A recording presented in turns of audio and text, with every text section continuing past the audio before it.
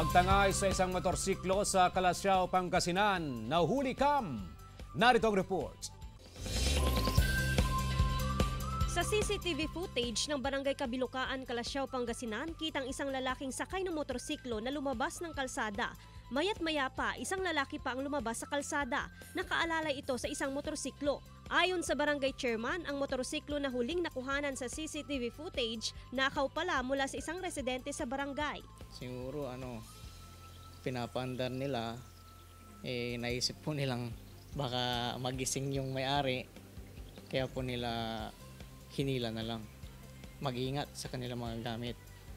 Huwag basta-basta mag-iiwan sa kalsada kasi hindi naman po natin mabantayan ng buong oras. Nakaparada raw sa labas ng bahay ang motorsiklo. Madaling araw nang nakawin ito. Pagmamay-ari raw ng anak ni Aling Julie ang motorsiklo na ginagamit niya bilang service vehicle sa trabaho. Talagang nila pinapalikin ganun.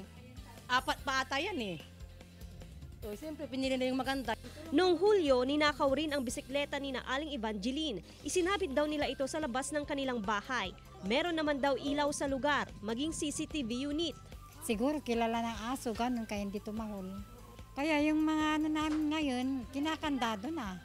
Patuloy pang tinutukoy ang mga sospek. Bukod sa ilalagay na karagdagang CCTV unit at ilaw sa kalsada, hinihingi rin ang kooperasyon ng publiko para maiwasan ang nakawan sa barangay. Tinututukan din ng pulisya ang insidente ng pagnanakaw ngayong holiday season.